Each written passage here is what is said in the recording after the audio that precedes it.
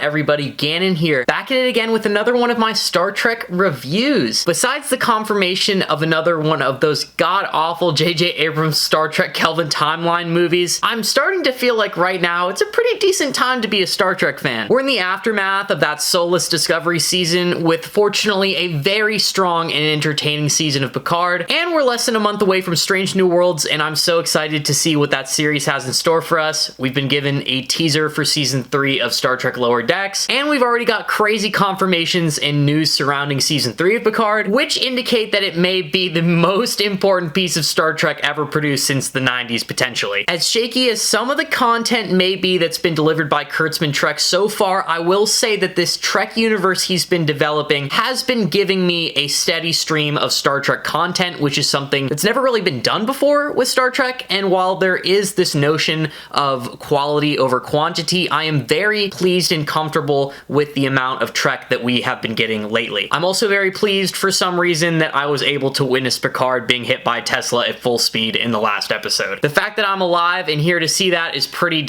cool, I think. With all that being said, let's get right into it. We are reviewing Season 2, Episode 7, titled Monsters. This episode basically follows 3 plot lines. We have Seven and Raffi investigating what's going on with Agnes, and then we have Chris Rios kind of being the babysitter of Picard while he's going through his coma trip, and then we, of course, have Tallinn, who is using some of her Watcher technology to actually enter the psyche and consciousness of Picard while he's having this inner conflict, this inner battle. And this episode is so great because it just answers a lot of the questions that a lot of us have had since the first couple episodes of this series, how Picard has had this inner struggle about how he's definitely had past traumas, and there have just been a lot of instances where it has been implied that Maurice Picard is just a terrible father and that he was extremely abusive to Yvette Picard, which, as you can see in this episode, might not totally be true. I'm still kind of a little bit confused about that. We'll get into that when we go to address that. Anyways, this whole entire episode basically revolves around Picard's inner consciousness battle, and it starts off with him in this room that later in the episode, there's this little bit of dialogue where Picard just kind of murmurs and stutters, "Oh, I was in my ready room." And so it's kind of implied that this room that him and this Starfleet therapist are in was his ready room, and I'm like, ready room of what? Is it the Enterprise E? Do we actually know what the ready room of the Enterprise E looks like from the movies? I don't remember. And does this ready room look the same? The fact that he calls it his ready room is a little bit interesting to me. What ready room is this a part of? A Starfleet officer that is in a Deep Space Nine era uniform and is revealed to be a Betazoid therapist or psychologist is basically just egging Picard on this entire episode, trying to ask him all these vague questions to press him,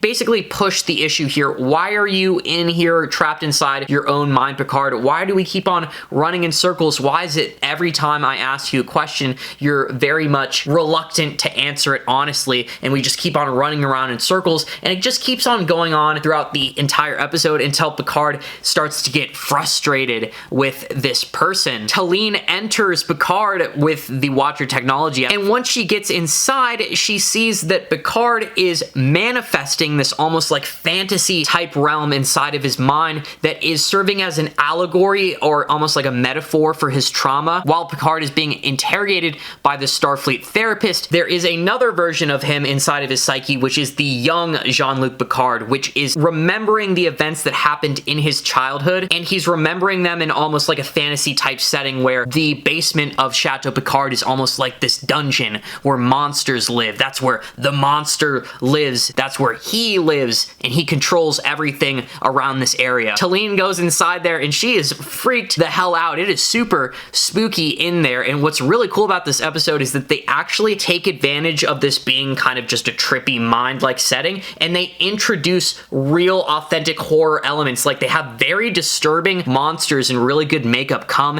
and actually try to choke out Tallinn and exterminate her while she's inside inside Picard's mind. And since Tallinn is pulling a total Dr. Bashir here, I assume it is the same rules. If you die inside of somebody else's mind in this kind of bootleg mind meld, you'll probably die as well and just go totally brain dead. Quickly, we'll note though, on the outside, remember how I mentioned that RIOS is playing babysitter this episode? Amazing scene with RIOS and his out-of-time time travel girlfriend, the extremely hot doctor. She is so fine. There's really cool dialogue between them about how RIOS is talking about how he sees Picard as a father figure and how Picard doesn't really see him as a son, because, you know, the reoccurring theme in this episode and what the therapist in Picard's mind is pressing him to try to realize is that Picard keeps everybody away. He's got so many people in his life that care about him, who are passionate about him and love him, but he just keeps them all at an arm's length, almost as though there's this shame that he lives with. There's this darker side of him, some secret guilt or shame that defines Picard, that doesn't allow him show that kind of compassion, that tenderness, that love to the people in his life. He's not able to create those new relationships. There's a reason why Picard has never had a real girlfriend or a wife, and he never really thought about having children. It's because he's always kept them away at an arm's length because of the trauma that he experienced as a kid. Really cool scene with the Doctor and RIOS. I just love RIOS. I'm pretty sure everybody who's watching Star Trek Picard loves RIOS. I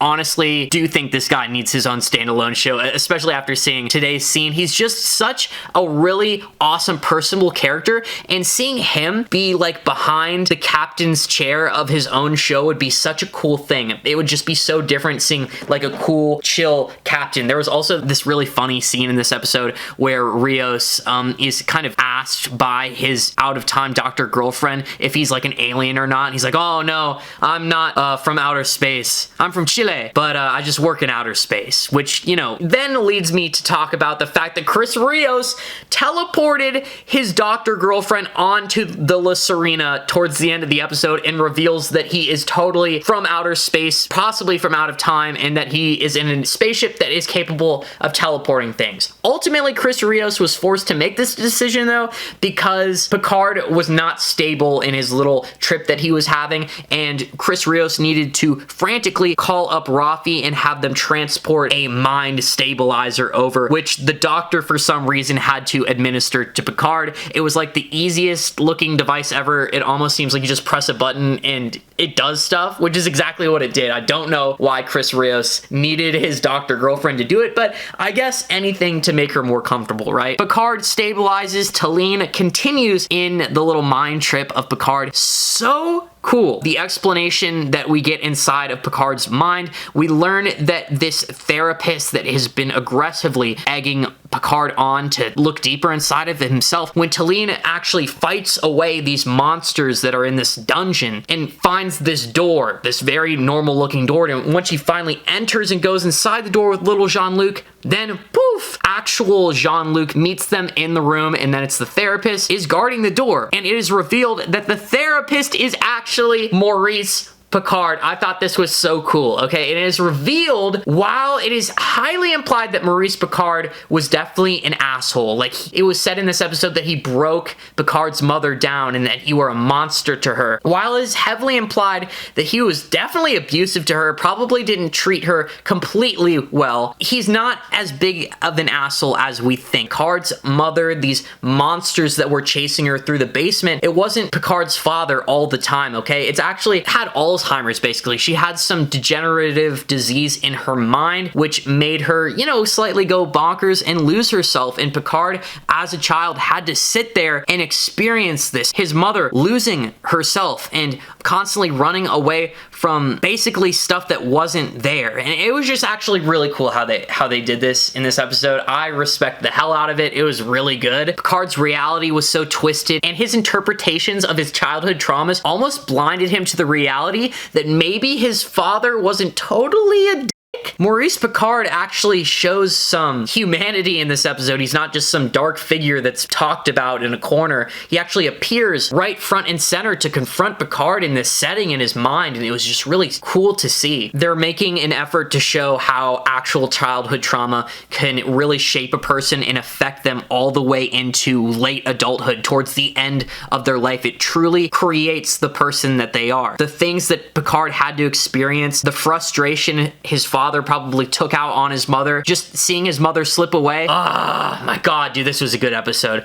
This right here was a really good episode. Their focus on Captain Picard this episode was extremely appropriate. The other characters, though, didn't really get all that much time to shine. RIOS, he did what he was supposed to do. He talked that hot doctor this episode, and it had some really sweet, cute scenes, and then there was also, like I said, that awesome dialogue that he had talking about Picard. Raffi and Seven get a little bit of cool dialogue where Raffi talks about how they're kind of the main attraction of the show and how everybody really cares about their relationship, which is, you know, from a breaking the fourth wall perspective, absolutely true. I feel like Seven and Raffi are that OTP that everybody cares about right now. They just kind of do some investigating and they come to the conclusion that Agnes has been slightly assimilated by the Borg Queen and that the Borg Queen is trying to raise her endorphin levels in order to assimilate her faster so that she could become a new Borg Queen. And I really am excited to see Borg Queen Agnes. I love Agnes. I think she is like top 5 best new Star Trek characters created in New Trek. She is super strong this season and I'm really excited to see where her plot line goes, but that's really all I could say about that. The main focus of this episode was truly about Picard, learning about his inner demons, learning about why he keeps everybody at arm's length. Ultimately, Tallinn helping him come to the conclusion that Picard might be going through this personal battle. He might be going on this quest through time by Q for the reason of personally getting to know Q. Picard just kind of gets this hunch. This whole thing that he's doing is a very personal quest. It's very weird that Q is popping up towards the end of his life, and Picard is here realizing that he truly still doesn't know Q all that well, and that maybe if he takes an effort to actually do so, it could help him solve this whole conundrum. Also, are we just like done with Renee Picard? Are we not going to see her again? Is she going to do the whole moon thing? I hope that isn't just kind of like left off. I hope we see Renee Picard at least one more time. But yeah, at the end of the episode, we're reunited with Hot Guinan, which I love to see. You guys know that I am standing the hell out of Hot Guinan. I love this actress. I feel like, especially rewatching The Next Generation, I'm seeing these Guinan clips from The Next Generation. This actress is doing an insane job at encapsulating a young alternate timeline Guinan. It really feels like Guinan, like the gun behind the bar, the sassiness, her ability to speak with people. Oh my God, it is so good. 10 out of 10 for this new Guinan. This was a crazy thing about the episode. There's 2 plot holes in this episode that are kind of like, wow.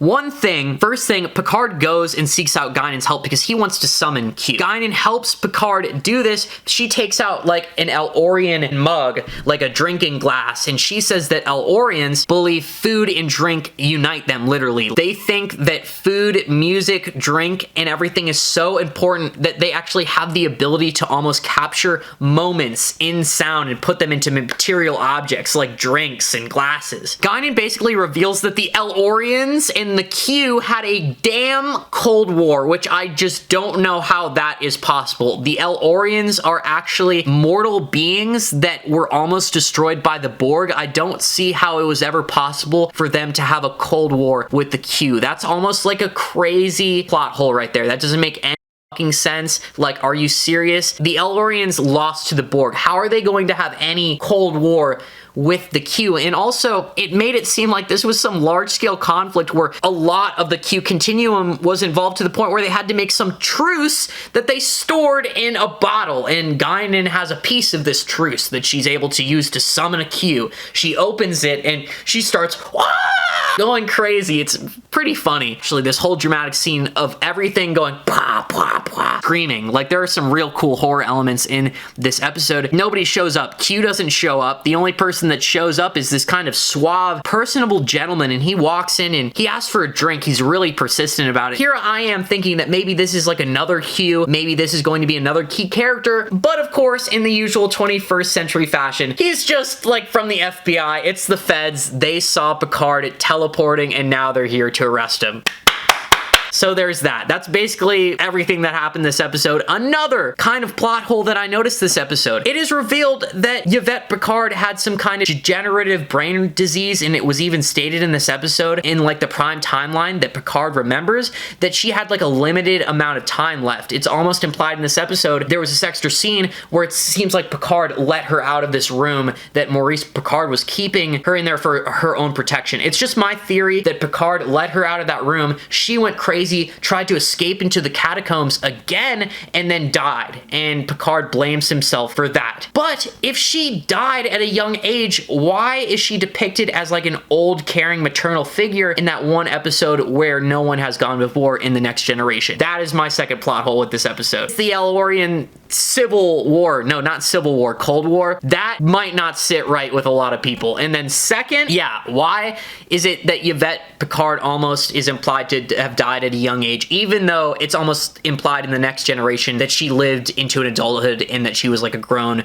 old lady? But with all that being said, this episode is getting a 6.5, 7 out of 10, just because like as much as I love this episode and it was really good, nothing really happened this episode to make it shine and deserve like an 8 or 9 or 10 score. So me giving it a 6.5 or 7 out of 10 is not me dissing it at all. It is just keeping up with that continued entertainment and just contentness that I'm having with the season. I'm thoroughly content with what I'm seeing. I am thoroughly entertained and I just want more. I am going to edit this so that I can go make some food and eat some dinner. I am very excited. This Friday I'm going to be dropping a video about the Enar that I've been working on. Look forward to that. Also, I don't know if you guys noticed, but I did finally get this bad boy right here. Yes, sir. I did get my 1K neck tattoo, and I have decided that for 10K subscribers, you know, the stupid thing that I'm going to do if I get 10K subscribers, I'm going to cosplay. I'm going to do a really nice cosplay of a Star Trek Xenos alien character, and I'm going to go out and probably harass people in public or do something and film it. So that is what I've decided to do for my 10K goal. If you want to watch my tattoo vlog, by the way, I'm going to, you know, have it pop up right now. With all that being said, if you have anything you want to share with me, please leave it down in the comments below. I love comments. They're my favorite thing about YouTube, and I read every single one of them. If you are enjoying any of the content you see on the channel, I'd be very flattered if you were to subscribe. If you would like to discuss any of the topics that we discuss on this channel, join the Discord. The link is in the bottom of every video. And with all that being said, hope you guys have a good rest of your week. Live long and prosper.